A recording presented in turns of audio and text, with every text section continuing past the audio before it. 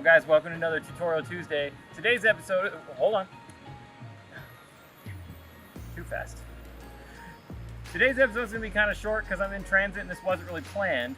But I wanted to talk to you about how to shoot birds in backlighting. Backlighting is really difficult, and this doesn't just apply to birds, this applies to pretty much anything. If you've got a big light source behind you, like a sun or headlights or anything, then you're going to want to, there's two ways you can deal with that. If you can't go around and shoot it from the other side, obviously. I'm going to use the drift method. Freaking incredible. Round F16 for that to get that sunburst.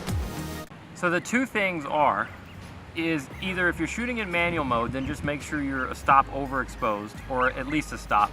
And I'm in bright daylight conditions right now. I'm shooting at 400 millimeters, 400th of a second, f5.6, ISO 250, and that's to give me a little leeway so I can have faster shutter speed, and so I can overexpose just a little bit, because I just want that overexposed by a full stop. Because when your camera's metering in scenes like this, it's metering for the average scene, and the average scene is bright as crap out here. And my birds are tiny in my scene because 400 is still not big enough to fill the frame. So the camera thinks that it's super bright, and then my bird is gonna look like super dark. So you can overexpose. The other way you can do that is you can put it in spot metering if you want, and spot metering will only meter on the spot that you put it. That's why it's called spot metering. So I don't usually do that though. I usually just shoot in manual and then just overexpose by a stop or so.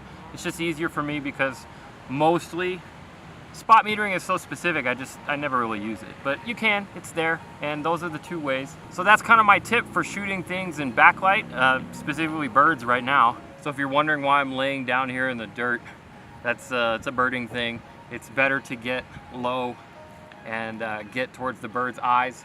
It also makes you feel less threatening. And it also helps me hide a little bit because people are big and they stick out, and birds notice that.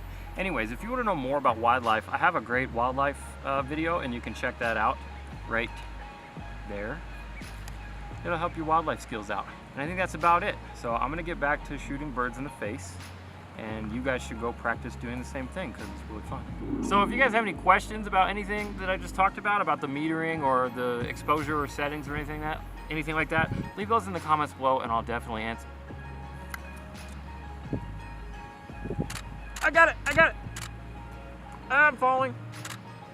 Oh, okay. So yeah, leave those questions in the comments below and I'll definitely answer them.